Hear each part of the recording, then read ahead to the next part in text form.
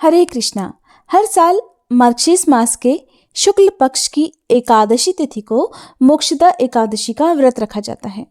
मोक्षदा एकादशी के दिन भगवान श्री हरि की पूजा आराधना की जाती है। धार्मिक मान्यता है कि आज के दिन ही भगवान श्री कृष्ण ने अर्जुन को गीता का उपदेश दिया था।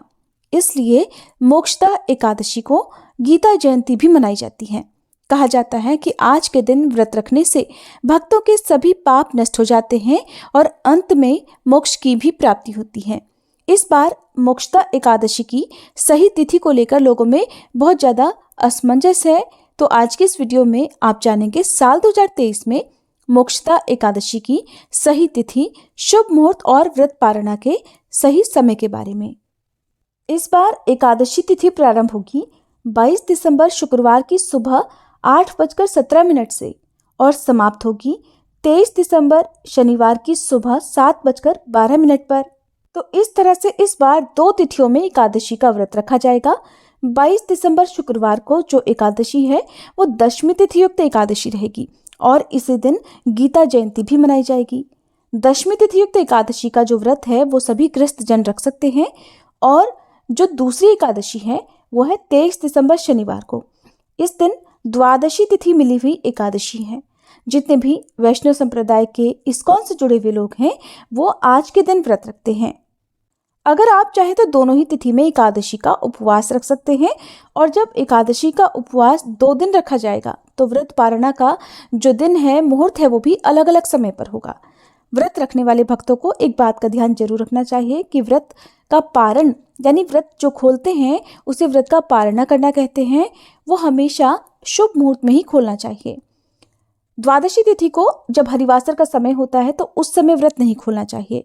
तो जो लोग दशमी तिथि युक्त एकादशी का व्रत रखेंगे उन्हें व्रत पारणा करते समय इस बात का विशेष ध्यान रखना है कि हरिवासर का समय समाप्त होने के बाद ही आप उपवास खोलें। और द्वादशी तिथि प्रारंभ होगी 23 दिसंबर शनिवार की सुबह 7:13 से। द्वादशी तिथि प्रारंभ होते ही हरिवासर का समय भी शुरू हो जाएगा, जो कि शुरुआत के 5 से 6 घंटे का समय होता है। द्वादशी तिथि समाप्त होगी 24 दिसंबर रविवार की सुबह 6:24 पर। इसके बाद से त्रयोदशी तिथि प्रारंभ हो जाएगी। अब जो लोग 22 दिसंबर शुक्रवार को एकादशी का व्रत रखेंगे उन्हें 23 दिसंबर शनिवार की दोपहर 1 बजे से 1:45 के बीच में अपना उपवास खोलना होगा। ध्यान रखें कि सुबह के समय आप पूजा कर सकते हैं, दान दे सकते हैं, लेकिन जो भी अन्न या नमक का सेवन करना होता है वो आपको शुभ मुहूर्त में ही करना होता है। इससे पहले आप किसी भी प्रकार का अन्न ग्रहण नहीं कर सकते। और जो लोग 24 दिसंबर शनिवार को यानी द्वादशी तिथि युक्त एकादशी का व्रत रखेंगे उन्हें अगले दिन यानी रविवार के दिन व्रत का पारणा करना होगा। और क्योंकि सुबह के समय ही त्रयोदशी तिथि भी लग जाएगी तो ऐसे में आप बहुत ही कम समय के अंदर अपना उपवास खोलेंगे, जो कि सुबह 7:10 से 7:45 का समय होगा। उम्मीद है तिथि को लेकर आपके मन में जो भी असमंजस है वो अब दूर हो गया होगा। अब जानिए कि एकादशी की पूजा आपको कैसे करनी है और मोक्षदा एकादशी इतनी खास क्यों होती है।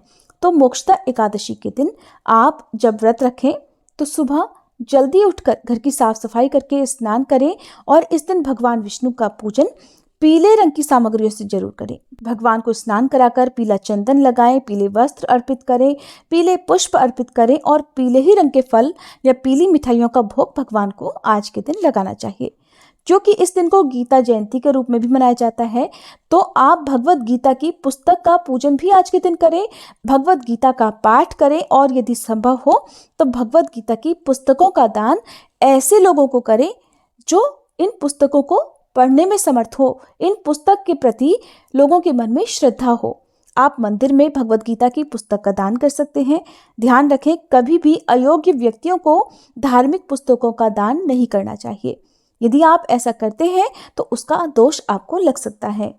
सुबह को धूप दीप जलाकर भगवान विष्णु के मंत्रों का जाप करें। ओम नमो भगवते वासुदेवाय, ओम श्री विष्णवे नमः या फिर हरे कृष्णा मंत्र का जाप भी आप सच्चे मन से कर सकते हैं।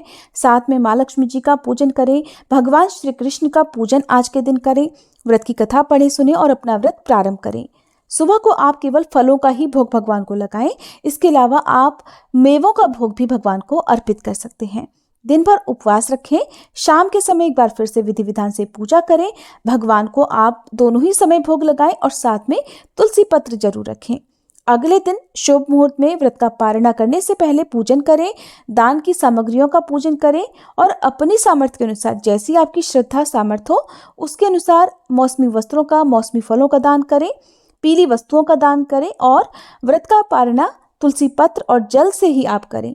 सबसे शुभ माना जाता है जो लोग व्रत का पारणा करते समय तुलसी पत्र मुख में रखते हैं, उनके सभी पापों का नाश हो जाता है और उनका व्रत भी भगवान विष्णु स्वीकार करते हैं। तुलसी पत्र के अलावा आप भगवान विष्णु को बेर, आंवले भी अर्पित कर सकते हैं। एकादशी और द्वादशी तिथि के दिन घर में शुद्ध सात्विक भोजन बने। एकादशी के दिन चावल का प्रयोग नहीं किया जाता है। महिलाओं को सर से स्नान इस दिन नहीं करना चाहिए। एकादशी के दिन तुलसी जी में जल अर्पित नहीं किया जाता है।